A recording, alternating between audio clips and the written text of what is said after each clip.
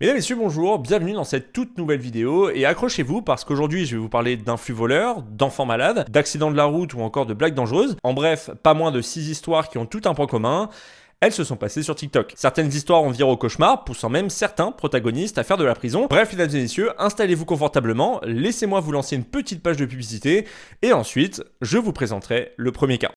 Je remercie N26 qui sponsorise cette vidéo et sachez qu'ils peuvent vous offrir 20€. N26 c'est avant tout une banque 100% digitale, accessible via une application mobile très facile à utiliser. Elle compte aujourd'hui plus de 3 millions de clients en France et l'avantage de cette banque c'est tout d'abord le fait qu'il est très facile d'ouvrir un compte. Vous avez juste à télécharger l'application, à renseigner vos informations et vous avez en moins de 10 minutes un vrai compte bancaire actif. Et d'ailleurs sachez qu'il y a une offre totalement gratuite pour essayer sans engagement, mais c'est pas tout, puisque en plus d'avoir un service client en français et ouvert 7 jours sur 7, eh bien vous avez beaucoup de fonctionnalités qui vous aideront au quotidien. Je pense notamment à la possibilité de créer un compte joint en quelques minutes pour pouvoir partager les dépenses avec votre conjoint ou conjointe. Vous pouvez également profiter de réductions de cashback de la part des partenaires de N26 ou encore la fonctionnalité Espace qui vous permettra de mettre de côté votre argent pour des projets ou encore des voyages. J'ai découvert N26 quand je suis parti au Japon et depuis c'est la banque que j'utilise le plus. Bon, déjà parce que je trouve que ma carte en noir métal elle claque quand même pas mal et surtout parce que lorsque vous faites vos achats à l'étranger, vous ne payez pas les frais supplémentaires que vous mettent normalement les banques traditionnelles. Donc pour celles et ceux qui voyagent, c'est un stress en moins. Et comme à chaque paiement, le solde s'actualise en instantané, ce qui vous permet de savoir exactement combien vous avez dépensé. Alors n'hésitez plus, profitez de 20€ offerts pour votre ouverture de compte en suivant le lien en description et en rentrant le code GIBSY20 jusqu'au 30 avril. Bref, mesdames et messieurs, on peut maintenant passer au premier cas.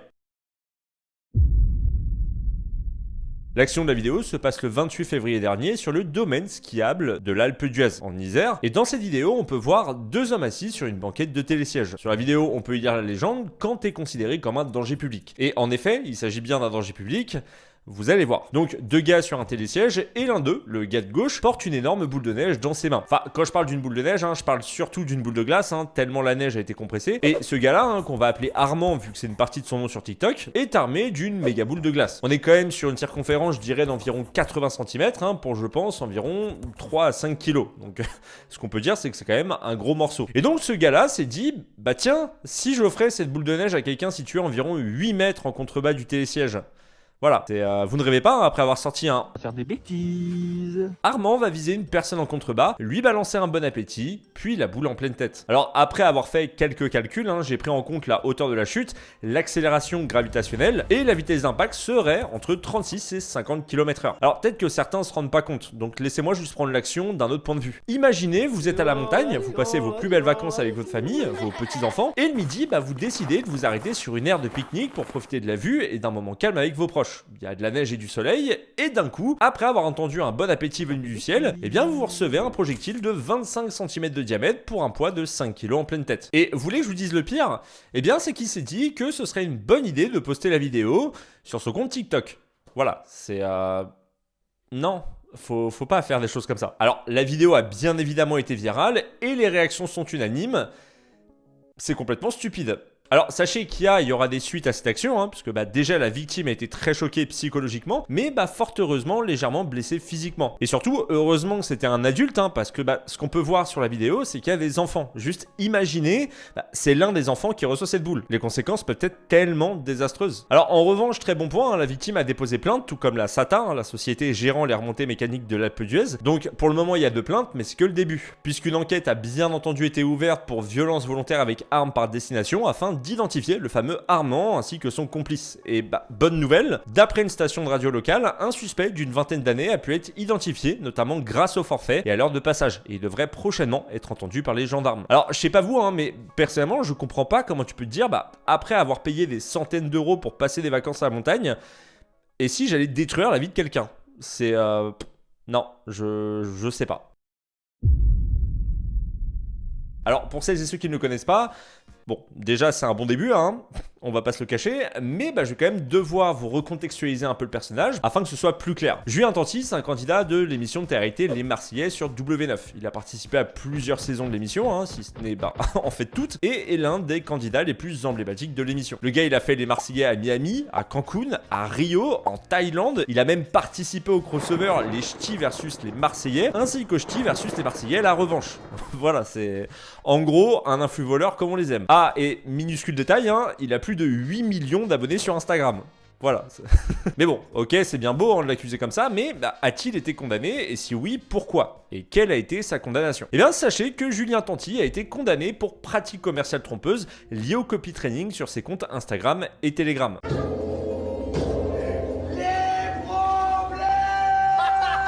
Voici en gros ce que dit le communiqué de la DGCCRF, qui est la Direction Générale de la Concurrence, de la Consommation et de la Répression des Fraudes. Julien Tanti a diffusé sur ses réseaux sociaux des publicités pour des services financiers de copy trading et d'investissement dans l'or de nature à tromper le consommateur. Il a donc été épinglé pour avoir promu des services financiers en ligne jugés douteux. Ouais, c'est star de télé-réalité, services financiers. Bon, à la suite d'une enquête menée par la DGCCRF, donc qui a révélé le caractère trompeur de certaines de ses publications, l'influenceur Julien Tanti devra produire et diffuser une vidéo de mise en garde contre les placements financiers risqués et les promesses d'enrichissement facile et s'acquitter d'une amende. La DGCCRF a également ajouté quelques précisions dans son communiqué. Les investigations ont révélé que Julien Tanti a diffusé sur ses réseaux sociaux des publicités pour des services financiers de copy trading et d'investissement dans l'or de nature à tromper le consommateur sur les caractéristiques des services financiers proposés, notamment en alléguant de faux gains et en affirmant faussement avoir été utilisateur de ces services, en omettant de mentionner leur nature commerciale. Donc en gros, fausse promesse et aucune mention de partenariat rémunéré. Et la doublette. Qu'est-ce que vous voulez que je vous dise de plus? Ah, j'ai peut-être un truc intéressant pour changer. Alors, je sais pas si ça a été le cas pour Julien Tanti, mais beaucoup le font. Alors, si ça peut vous permettre de ne pas vous faire avoir, j'en serai le premier avis. Faut savoir que quand des influenceurs ou des gars qui vous proposent des formations en crypto, par exemple, vous montrent leurs gains via genre, par exemple, des screens de leur compte PayPal ou de leur wallet, eh ben, sachez qu'il existe des sites ou encore des applications pour simuler ces gains afin de les rendre le plus crédibles possible. Que ce soit des screens, des vidéos, même des interfaces complètes qui simulent de vrais comptes. Donc, juste, la preuve par image, c'est non. Voilà. Je ferme la parenthèse. Mais bref, après enquête, Julien Tanti a bien évidemment été condamné et avec l'accord du procureur de la République de Paris, il a accepté une transaction comprenant la publication sur son compte Instagram d'une vidéo de mise en garde sur les placements financiers risqués et les promesses d'enrichissement facile, la publication pendant 30 jours de cette décision, le paiement d'une amende. Alors par contre, j'ai pas trouvé le montant, donc si je le trouve, quoi qu'il arrive, je vous le montrerai en screen, et l'engagement à cesser ces pratiques litigieuses. Bon, après ça, l'avenir nous dira s'il recommence ou non, et vu quel type de personne c'est, j'ai pas beaucoup de doutes là-dessus, mais j'avais quand même rapidement envie de revenir sur la vidéo qu'il a fait sur Instagram. Elle a donc été postée sur son compte, mais je sais pas ce qu'il a foutu, il a publié le début 2 fois. Mes fratés, on se retrouve aujourd'hui pour une vidéo un peu différente. Les fratés, j'espère que ça va. On se retrouve aujourd'hui pour une vidéo un petit peu différente. Mais super importante. Comme vous savez, je suis l'un des premiers dans le monde de l'influence et vous savez que depuis le début, j'aime partager des choses avec vous, j'aime partager des bons plans. Mais il faut qu'on parle un petit peu sérieusement. Waouh, du premier coup. Voilà, c'est-à-dire qu'en gros, dans ce carrousel, il a publié 4 vidéos, dont 2 fois la même. Alors en vrai, il n'y a pas à dire, quand il s'agit d'essayer de vendre tout et n'importe quoi, ils font ça bien, mais quand il s'agit d'assumer, c'est tout de suite plus brouillon quoi. Mais concernant son compte Instagram, c'est pas tout, parce que regardez-moi juste cette description sur le post noir qui explique toute l'affaire. Les agents de DGCCRF officiels du Service National des Enquêtes et ni relevé que Julien Tanti, sur son compte Instagram Julien Tanti plein, et sur sa chaîne Telegram InvestJT. Voilà, c'est... J'ai rien compris. Voilà, je sais pas si vous avez compris, n'hésitez pas à me le dire dans l'espace commentaire. Mais bon, en bref, il a joué, il a perdu, et espérons d'ailleurs que ce ne soit pas le dernier à tomber. Parce que je le rappelle quand même au cas où, si on doit dire que c'est une collaboration commerciale absolument partout quand on fait un placement de produit, c'est juste à cause de ce genre de personnes. Et je trouve ça incroyable qu'ils continuent de tomber, toujours pour les mêmes raisons. Le fait de juste pas dire qu'ils font un placement de produit. Je comprends pas. Ah, et dernier point le plus important, pour moi le pire dans cette histoire, c'est pas tout ce qui est lié au trading et aux fausses promesses, non. Pour moi, c'est le fait que le compte Twitter de Serfia ait utilisé cette photo pour nous partager l'info. Ouais, je pense qu'ils ont juste voulu abattre l'ennemi. Voilà. Ça... Bon, le cas qui va suivre, comment dire, je vais devoir flouter pas mal de contenu parce qu'en vrai, à lui seul, il pourrait faire sauter la monétisation de cette vidéo. Et d'ailleurs, la vidéo que je vais vous présenter de MrPPV1 a été supprimée de son compte Instagram avant qu'il ne la reposte avec la réac d'un streamer. Et pour ce qui est de son compte TikTok, il est suspendu pour de bon. Voilà. C'est dire. Mais bref, maintenant, je vais vous parler d'une vidéo de l'influenceur MrPPV1, plus connu sous le nom de Sosa Horton The Movie. Alors, lui, son kiff, si j'en crois quelques vidéos de son compte Instagram, c'est le catch. Voilà. Et c'est surtout une prise bien précise, le RKO, qui est le finish du catcheur Randy Orton. En gros, elle consiste à attraper son adversaire par le cou, tout en se projetant en avant dans le but de le faire chuter. C'est une prise que tu fais essentiellement sur un ring et entre professionnels. Enfin, c'est habituellement le cas, mais pas avec Sosa. En gros, lui, il s'amuse à suivre des randoms dans la rue ou encore dans le métro, métro, il les suit furtivement, les approche, met ses mains autour de leur cou et leur fait cette prise dans le plus grand des calmes. Alors en effet, il est vrai qu'il marque dans ses descriptions, du moins certaines, qu'il s'agit de caméras cachées, mais vous allez le voir, j'ai quand même de sérieux doutes sur le fait qu'ils en soient. Du moins que les victimes soient des personnes complices ou au courant de la démarche du mec. Et laissez-moi juste vous montrer quelques exemples qu'on peut voir sur ses comptes Instagram ou encore TikTok. Le premier, soit il joue extrêmement bien l'aveugle, soit il l'est réellement, à la façon qu'il a tenté de comprendre tout simplement ce qui vient de se passer. Le second, il le voit venir, mais il peut malheureusement pas faire grand chose avec ses béquilles. Le troisième pour moi, c'est quand même le plus révélateur, parce qu'il semble vraiment être un random qui allait prendre son métro. Autant les deux premiers, tu peux te dire, il a pas pu faire ça à des personnes en situation de handicap. Alors que là, c'est juste un gars qui marche et qui se fait attaquer gratuitement par derrière. Et on peut vraiment voir à sa non-réaction qu'il a pas vraiment compris ce qui lui est arrivé. D'ailleurs, il se laisse pas non plus tomber et semble partir dans la direction opposée. Pour moi, la non-réaction de la victime et le reste qui suit sont des aveux de surprise. Parce que souvent, quand les caméras cachées sont fake, derrière, ça va partir en course-poursuite ou encore en hurlement. Mais là, juste, il laisse le gars par terre et se barre. Et d'ailleurs, laissez-moi vous montrer une autre vidéo, celle-ci.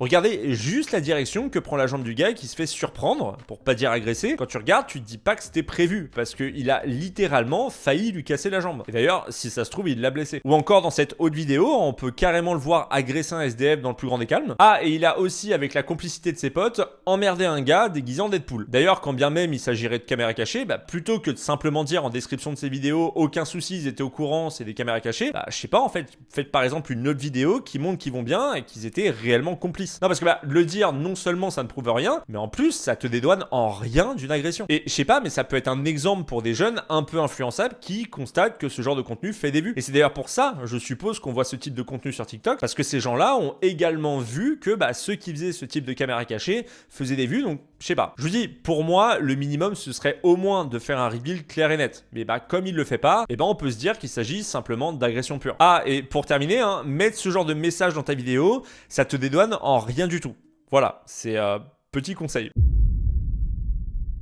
Et si maintenant je vous parlais d'un sujet un petit peu plus funky, la mort. Voilà. Alors rassurez-vous, le sujet va être plus tout public qu'il n'y paraît, malgré le fait qu'il soit quand même assez sérieux. Je vais maintenant vous parler d'une TikTokeuse qui a plus de 4,5 millions d'abonnés sur TikTok, mais aussi 8,6 millions d'abonnés sur YouTube, qui fait des centaines de millions de vues et qui est pour moi et des milliers de viewers problématiques. Laissez-moi maintenant vous parler de The Clean Girl. Alors The Clean Girl, comme son nom l'indique, clean, voilà.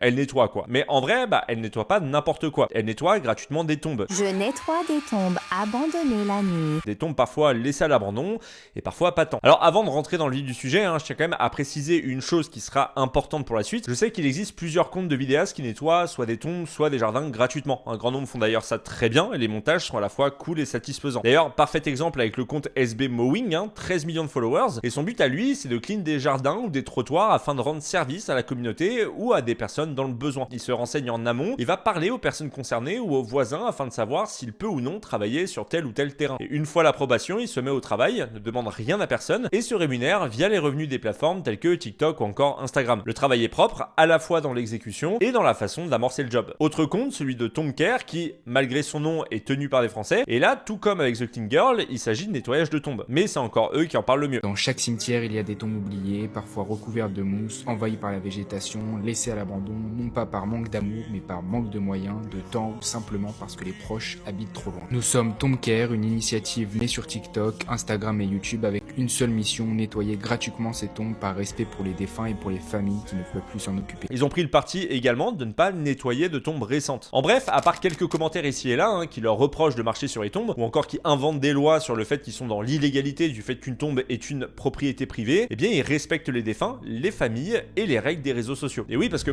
en France, l'entretien d'une sépulture est généralement de la responsabilité du concessionnaire ou encore de ses ayants droit. Mais cependant, la loi n'interdit pas explicitement à une personne extérieure à la famille d'entretenir une tombe à condition de ne pas causer de dégradation. En revanche, et par respect pour les proches du défunt et surtout pour éviter tout malentendu, il est recommandé de solliciter leur autorisation avant d'entreprendre de tels travaux. Et bref, pour certains, leurs actions sont immorales, mais comme elles sont légales, du moment qu'ils respectent les défunts et qu'ils respectent la tombe, ils peuvent nettoyer autant qu'ils veulent. Et ce qui n'est, vous allez le voir, pas du tout le cas de The Clean Girl. Elle aussi, elle nettoie des tombes d'une façon un peu différente. Alors déjà, question qu'on peut se poser, c'est comment elle choisit certaines tombes?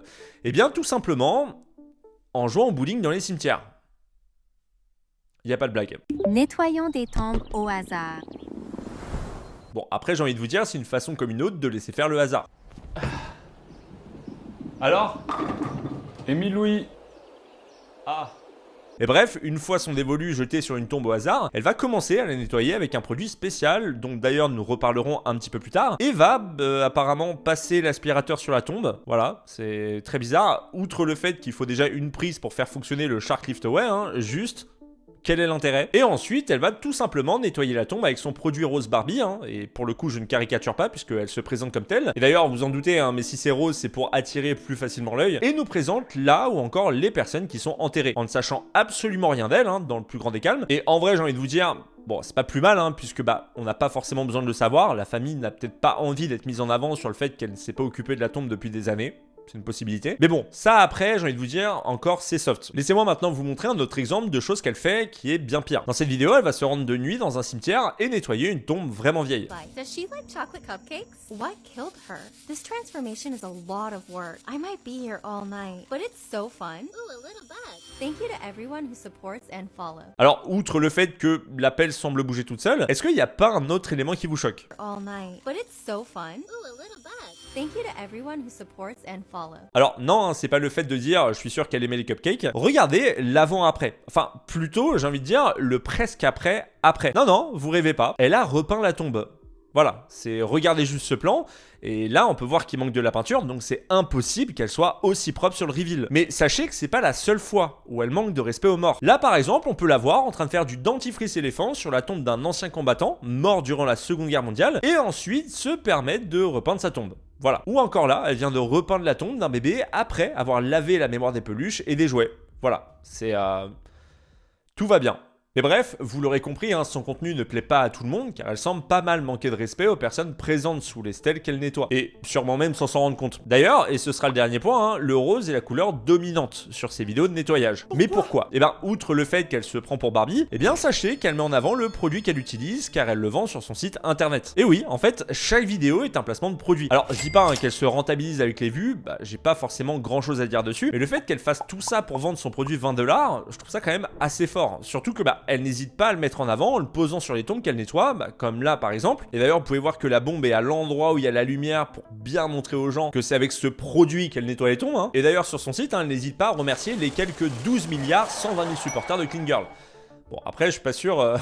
Je suis pas sûr qu'elle sache compter, mais pour conclure, en fait, elle pourrait faire de belles actions, mais c'est tellement mal exécuté que ça en devient tout de suite malsain. Et en soi, c'est bien dommage. Alors après, sachez tout de même qu'elle ne propose pas que ce type de contenu sur ses réseaux, mais il était plus ou moins de mon devoir de mettre en avant ces pratiques que je trouve, comme beaucoup douteuses. Et d'ailleurs, n'hésitez pas à me dire dans l'espace commentaire ce que vous pensez de ce genre de vidéo. Est-ce que vous trouvez ce type de contenu malsain ou non? N'hésitez pas. On peut maintenant passer au cas suivant. Le 27 janvier 2022, Noah Gale a 17 ans. Il aime faire des vidéos pour TikTok et Instagram, et son kiff à lui, c'est de faire des quiz à ses abonnés TikTok et Instagram en live, et celui qui répond correctement gagne 25 $. Alors, dit comme ça semble assez innocent, mais en fait pas du tout, puisque les questions de ces quiz étaient plutôt deviner à quelle vitesse je roule. Et faut savoir que le mec, il avait pas une Twingo de 2012, non, lui il roulait à 17 ans au volant d'une BMW M5. Et pour les non-connaisseurs, c'est juste une voiture qui passe de 0 à 100 km/h en moins de 3,5 secondes. Et malheureusement, ce qui devait arriver arriva. Le 27 janvier 2022, Noah est au volant de sa BMW surpuissante. Il appuie à fond sur l'accélérateur, si bien qu'il atteint la vitesse folle de 151 miles par heure. Au cas où, ça correspond à 243 km/h. Il roule sur la State Road 7 près de Delray Beach, de Floride, quand il percute violemment l'arrière d'un SUV Nissan Rogue qui a dévié sur le terre-plein central de la route et a effectué plusieurs tonneaux. Et pour la petite précision, la limite de vitesse sur cette route était de 55 miles par heure, soit 88 km/h. Rendez-vous compte qu'il roulait 155 km/h au-dessus. Ça correspond à presque 3 fois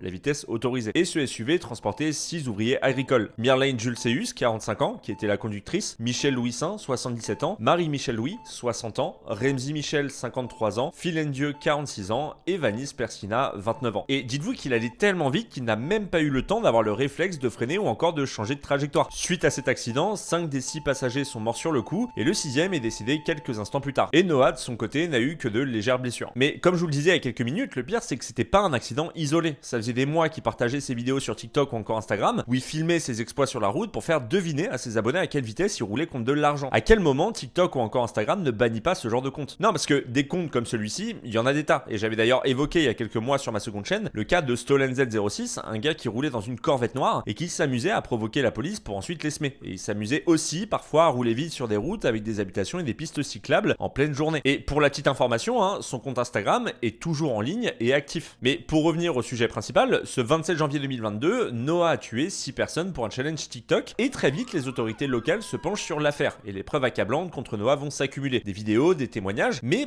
le pire dans l'histoire, c'est l'historique de sa BMW M5 qui va révéler aux policiers qu'il était déjà monté jusqu'à 293 km/h. Alors au cas où, hein, j'ai fait le calcul, à 243 km/h, il aurait fallu 7 secondes et 232 mètres pour s'arrêter. Et à 293 km/h, il lui aurait fallu 8,3 secondes et 338 mètres pour s'arrêter. Du coup, Noah a été inculpé de 6 chefs d'accusation pour homicide involontaire et encourrait jusqu'à 55 ans de prison. D'ailleurs, petite question que je me suis posée lors de l'écriture de cette vidéo, à quel moment le fait d'avoir tué 6 personnes, c'est pas un homicide volontaire? Et c'est une question sérieuse parce que forcément à de telles vitesses tu sais que tu vas pas avoir le temps de réagir. Alors juste imaginer avoir le temps de freiner et t'arrêter, c'est juste impossible. Mais contre toute attente, en janvier 2025, un accord de plaidoyer a été trouvé. En gros, un accord de plaidoyer, hein, c'est un accord entre le procureur et le défendeur dans lequel le défendeur accepte de plaider coupable d'un certain crime en échange d'une peine plus clémente, de l'abandon des charges ou encore d'autres concessions. Du coup, Noah Gale évite les 55 ans de prison et écope finalement de 12 ans et demi derrière les barreaux, suivi de 7 ans de probation. S'ajoute à ça une peine de 800 heures de service communautaire et il doit aussi sensibiliser les jeunes au danger de la conduite dangereuse. Et en soi, ce qu'on peut dire, c'est que 12 ans et demi, c'est quand même très peu pour avoir tué 6 personnes. Mais il semble que le procureur ait pris en compte le fait qu'il ait créé une organisation à but non lucratif qui a collecté plus de 100 000 $ pour les familles des victimes. Alors juste si vous demandez, ça fait environ 16 670 $ par famille.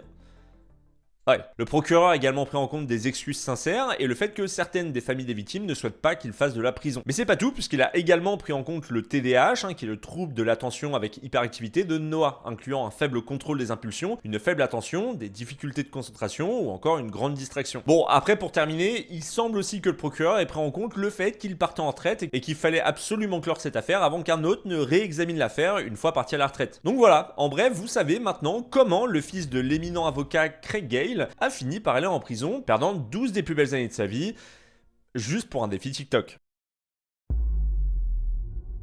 Bon, à la base, je devais vous parler de l'histoire d'Alana Harris, une maman qui avait une fille malade, mais malheureusement YouTube n'a pas validé ce cas, le jugeant trop controversé. Et en vrai, l'histoire elle est quand même assez glauque, et que je bite des mots ou encore floute des passages, ça change rien, puisque c'est le sujet qui pose problème. J'ai donc décidé de retirer ce cas et de vous le mettre en non répertorié, afin que vous puissiez quand même le voir, parce que, mine de rien, il est super intéressant. Et c'est d'ailleurs pourquoi j'ai un t-shirt différent, hein, c'est tout simplement parce que j'ai tourné un autre jour. Et en échange de ce cas, je vais vous parler de 2 autres cas qui sont, vous allez le voir, très stupide. Et commençons avec le premier cas, celui de Charles Smith. Charles Smith, c'est un TikToker de 27 ans, et lui, son délire, c'est les pranks. Voilà. Ou encore les caméras cachées, si vous préférez. Et comme d'habitude, hein, vous en doutez, dès que quelqu'un fait des pranks, ça tourne mal. Et là, ça va très mal tourner pour lui. Ce TikToker fait partie de ceux qui ont énormément besoin d'attention. Et donc, il va essayer par tous les moyens de faire le buzz sur les réseaux grâce à ses pranks, jusqu'au jour où il va aller beaucoup trop loin. Mais avant de vous parler de ce jour, laissez-moi vous faire une petite compilation de ce qu'il a pu faire, juste pour essayer d'avoir un petit peu de buzz. Un jour, il s'est amusé à aller dans une laverie. Il voit un mec qui met ses affaires dans le sèche-linge et se dit « Tiens, si j'allais le pranker ?» Une fois que l'homme part, il ouvre le hublot et met du bacon ainsi que des œufs. Il referme la porte et admire le spectacle. Voilà, ça vous permet de voir un peu le type de personne que c'est. Un autre jour, il va décider d'acheter un sac de glaçons. Jusque-là, aucun problème. Il va décider d'aller dans un fast-food, entrer dans la cuisine et mettre le sac de glaçons dans la friteuse. Et en fait, ce qu'il faut comprendre, c'est que quand tu mets des glaçons dans une friteuse, eh bien ça fait un effet effervescent qui fait déborder la friteuse. Voilà, donc pourquoi faire ça ? Parce que c'est une caméra cachée. Alors c'est à la fois inutile et dangereux, hein, mais surtout vous en doutez, il va falloir nettoyer tout ça et c'est pas lui qui va le faire quoi. Il va d'ailleurs aussi mettre une citrouille dans une friteuse.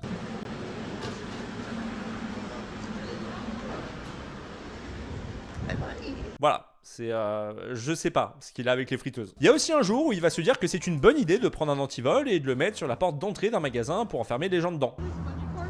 No. You guys are locked in there. Forever. Alors, je sais pas si vous savez, mais c'est considéré comme une séquestration illégale et une obstruction de pratique commerciale. Et vous savez c'est quoi le plus fou ? Eh ben, il l'a fait 2 fois. Il y a un soir aussi où il va avoir la bonne idée de prendre un extincteur, se masquer et vaporiser l'extincteur dans ce qui semblait être une cuisine où des gens travaillent. D'ailleurs, quand on se rend compte, sa passion, c'est juste de faire chier les gens qui bossent. Voilà, c'est un concept. Bon, il va aussi balancer un gâteau au premier étage d'un centre commercial en espérant viser quelqu'un. Regardez juste comment il est content.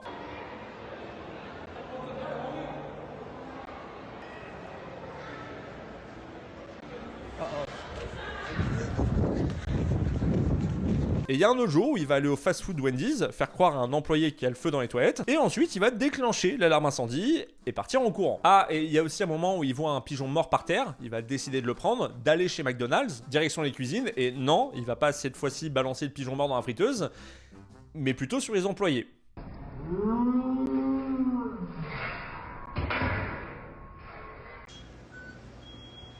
Wolfie, remember that. Alors, peut-être qu'à ce moment de l'histoire, certains d'entre vous aimeraient qu'ils se prennent un petit karma. Et ben, sachez que vous allez être très heureux parce que il va se manger un karma. Un gros karma. On est le 19 décembre 2024, il est 20h30 quand Charles Smith entre dans un Walmart. Alors, pour ceux qui connaissent pas le Walmart, c'est un énorme supermarché aux États-Unis. Il va décider de prendre une bombe d'insecticide et laissez-moi vous montrer ce qu'il va faire avec.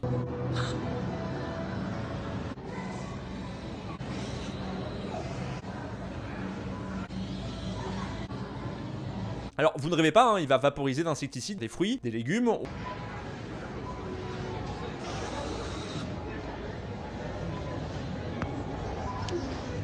Ou encore des poulets rôtis. Et là, il y a plusieurs questions qui personnellement me viennent à l'esprit.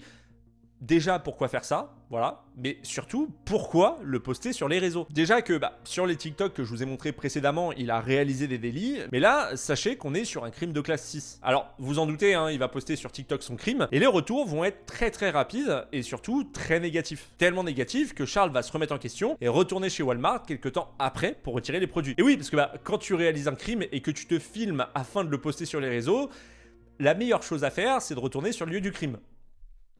Logique. Mais bon, l'équipe de Walmart a été informée de cette vidéo et a retiré tous les aliments contaminés des rayons avec des dommages estimés à plus de 900 $. Alors par la suite, il va rentrer chez lui, tranquille. Sauf que comme je vous l'ai dit précédemment, son crime a été posté et la police a pu le contacter. Il a été arrêté le 21 décembre. Sa caution est fixée à 6 000 $, mais il va expliquer que c'est pas un problème puisque grâce à son compte TikTok, il gagnerait entre 6 000 et 10 000 $ par mois grâce à ses pranks. D'ailleurs, je suis pas sûr que quand t'es incarcéré, ce soit une bonne chose de se vanter de combien tu gagnes. Voilà, c'est avis perso. Alors, suite à la gravité de la situation, notamment le fait qu'il ne s'est pas présenté pour un jugement antérieur, eh bien le juge déjà va augmenter la caution, la passant à 10 000 $.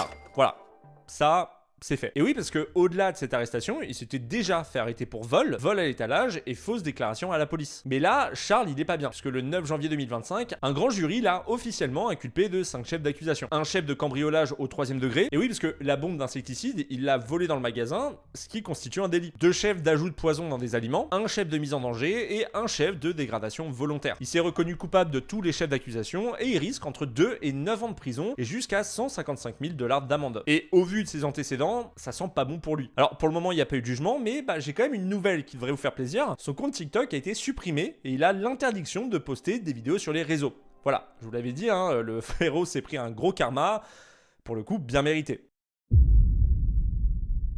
Alors pour ce cas-là, on n'est pas sur une TikTokeuse à proprement parler. En fait, quand j'ai vu une vidéo parlant de cette affaire sur TikTok, la source parlait de vidéos qu'elle diffusait sur TikTok. Je me suis donc intéressé au sujet et il s'avère que pas du tout. C'est pire en vrai, et l'histoire est tellement folle que je trouvais ça cool de vous en parler quand même. Juste pour l'instant, tout ce que je veux que vous sachiez, c'est le fait qu'elle a été arrêtée à cause d'une seule vidéo après plus de 4 ans d'action, en toute impunité, et quand vous allez savoir ce qu'elle faisait depuis toutes ces années, je pense que vous n'allez pas y croire. Bref, je vous présente Kelly Tedford, 23 ans. Elle habite dans le New Hampshire et a été arrêtée fin février à cause d'une vidéo qu'elle a postée sur l'un de ses comptes. Alors rassurez-vous, je vais vous montrer aucun extrait qui pourrait vous choquer ou encore vous dégoûter. En revanche, il est important que je vous présente brièvement qui est Kelly avant de vous parler du sujet qui lui a valu de se faire arrêter. Alors commençons avec son compte le plus soft, son compte TikTok, puisqu'on peut voir sur son compte que c'est 100% des vidéos courtes d'elle, facecam, qui chante en playback sur des sons. Le dernier TikTok date de 2019 et sa bio, Live with Passion, Live live Musical.ly, bah, en fait c'est sûrement un ancien compte Musical.ly transformé en compte TikTok au moment du rachat, et en vrai bah rien de bien intéressant, et ça se voit au nombre de vues qu'elle fait sur TikTok, hein, ça intéresse pas grand monde. Concernant ses comptes Instagram, c'est pas foufou non plus, hein. Elle a bien essayé d'ouvrir un compte pour vendre des photos de ses pieds, mais bah en soi il a pas trop pris, enfin il a pas pris, on peut voir qu'il y a 2 photos, et au total il y a juste un seul commentaire. Son compte Instagram principal est privé, donc bah rien à voir de ce côté-là. Mais maintenant on va arriver au plus intéressant, son compte Twitter. Alors ça va être quand même assez difficile de vous en montrer des images, parce que bah c'est 90% du contenu pour adultes. Alors je vais être également obligé de flouter, hein, mais en soi elle propose beaucoup de choses. Et vous en doutez, hein, ce qu'elle propose c'est pas sur son compte Twitter, mais plutôt sur son compte OnlyFans. Ouais, je suppose que vous l'aviez pas vu venir. Alors aujourd'hui son compte OnlyFans est fermé, et en soi bah, c'est bien normal, parce que c'est là que certains contenus ont alerté des citoyens de sa ville, les poussant à prévenir les forces de l'ordre. Et c'est justement ce qui nous emmène à l'histoire principale. Kelly Tedford a été arrêtée en février de cette année dans le New Hampshire car elle s'amusait à contaminer les produits de supermarché près de chez elle. Voilà, bon, en soi, contaminer, comment? Eh bien laissez-moi maintenant vous lire le communiqué de presse de la chaîne Monadnock Food Coop. Nous avons été informés par le service de police de Keene d'un incident survenu dans notre magasin le 10 février. Un individu qui ne travaille pas dans le magasin a tenté de contaminer des produits avec son urine. Voilà, c'est... On y reviendra un petit peu après. Alertés par les forces de l'ordre, nous avons immédiatement visionné une vidéo du magasin, identifié les produits concernés, les avons retirés de nos rayons et désinfecté toutes les surfaces. Nous avons également contacté les consommateurs ayant acheté des produits à risque. Et pour finir, nous comprenons, d'après la police, que cet individu a probablement mené des activités de contamination similaires dans d'autres commerces de détail de notre région. Alors juste, récapitulons 2 secondes. Kelly Tedford s'amusait à uriner, du moins essayer d'uriner sur du quinoa, de la polenta ou encore de la noix de coco râpée biologique au beau milieu du supermarché. Voilà, c'est...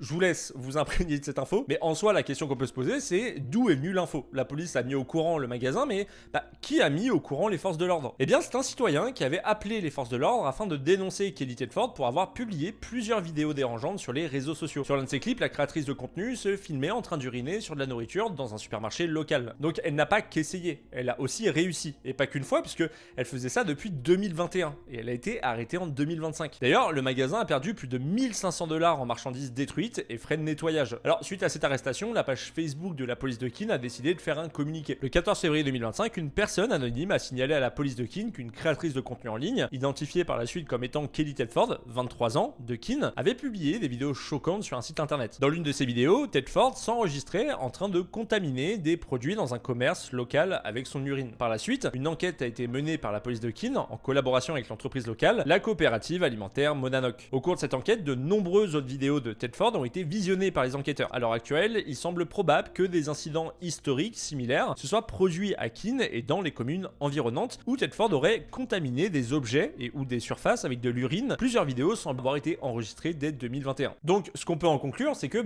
ça faisait un moment qu'elle faisait ça et qu'il y a dû avoir des centaines de victimes ignorantes. On peut même dire que c'était une urineuse en série. Je suis pas sûr de cette blague.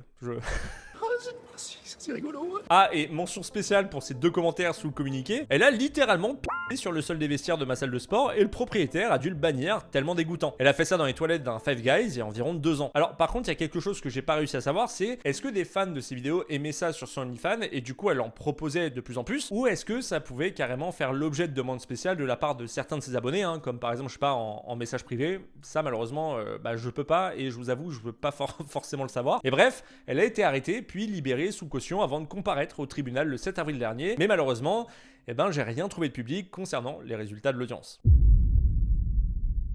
Alors, juste pour la petite précision, le dernier sujet dont je vais vous parler, à la base, n'était pas prévu. En fait, on l'a trouvé au moment de la relecture, et on a décidé de vous le présenter parce qu'on trouvait que cette vidéo manquait quand même pas mal d'émotions positives. Je vous présente donc une vidéo qui a été repérée par le TikToker Jacques.zh. Et il s'agit tout simplement du TikTok le plus viral de ce début d'année sur le TikTok chinois. Alors, sur ce TikTok, on peut y voir une jeune femme de 28 ans, prénommée Ling Jing, mère de 2 enfants, dont une petite fille en bas âge que l'on peut voir accrochée dans son dos. Cette maman a un petit stand de nourriture sur le bord d'une route. Et donc, elle est filmée par un vidéaste qui semble lui venir passer une commande, sauf qu'il n'a pas d'argent pour payer. Alors il désamorce assez vite la situation, en lui expliquant qu'il est streamer et que son kiff c'est de dessiner les gens qu'il croise, et comme il trouvait touchant de voir cette femme travailler avec son enfant dans son dos, il va lui proposer de lui faire un dessin d'elle et de ses enfants. Il veut donc lui échanger la nourriture contre un dessin. Ling Jing est ok, et pendant qu'elle prépare la nourriture, ils font un peu la conversation. Le streamer lui demande pourquoi elle emmène ses enfants dans ce froid, et la jeune femme commence à se confier. Elle lui explique qu'elle n'a personne pour les lui garder, que le papa du premier garçon est parti car le petit est né avec une maladie héréditaire du cœur, et que comme les frais étaient trop onéreux pour le soigner, il a préféré se jeter dans une rivière. Le streamer lui demande ensuite comment se passe le traitement du garçon et Ling Jing lui explique qu'il a déjà subi 2 opérations et qu'une 3e est déjà prévue au printemps et que pour s'en sortir financièrement, elle vend de la nourriture sur son stand pour tenter de le sauver. Et c'est loin d'être suffisant, hein, mais elle garde le sourire. Ensuite, ils vont parler du second enfant, le bébé dans son dos, et la jeune femme va nous dire qu'il est né d'un second mariage, mais quand elle a voulu emmener son autre fils malade dans sa nouvelle famille, et je pense qu'elle parle de sa belle famille, eh bien ils ne l'ont pas accepté. Du coup, elle et son mari ont été séparés de force. Et en soi, ce qu'on peut dire, c'est qu'elle a beaucoup de courage pour tenter de sortir la tête de l'eau depuis plusieurs années. Elle garde le sourire et il dira elle-même.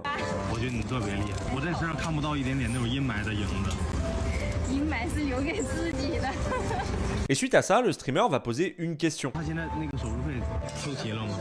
Et elle le sait pas encore, hein, mais c'est à ce moment-là, durant cette soirée, que sa vie va être bouleversée et qu'elle va enfin avoir une chance de s'en sortir avec ses enfants. Après que le streamer lui ait posé cette question, Ling Jing va lui répondre que non, que l'hôpital est très arrangeant pour échelonner les paiements et que d'autres opérations sont prévues. Donc en gros, ça va être difficile pour elle, en l'état actuel des choses, de pouvoir faire plus et avoir plus pour guérir son fils. Après cette discussion, le streamer va lui offrir le dessin promis, mais il ne va pas tenir sa promesse et va décider de payer son repas. Elle va d'abord refuser, mais il ne va pas lui laisser le choix et va lui payer 8500 €. Juste, rendez-vous compte, hein, elle était prête à échanger un peu de nourriture contre un dessin, alors qu'elle ne sait pas comment payer les frais de santé de son jeune fils malade de naissance, et son histoire a tellement touché le streamer qu'il a décidé de lui verser de quoi redémarrer une nouvelle vie et sauver son fils. Alors sachez que ce TikTok a une suite où on peut y voir Ling Jing et son fils prendre un train pour se rendre à l'hôpital pour l'opération du cœur de son fils. Et si ça vous intéresse, quoi qu'il arrive, je vous mets le lien en description.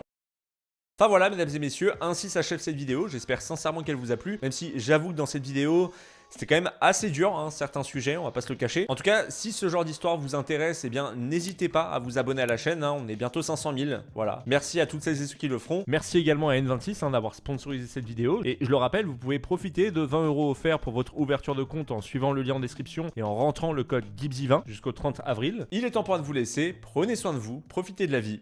C'était Sir Gibzy.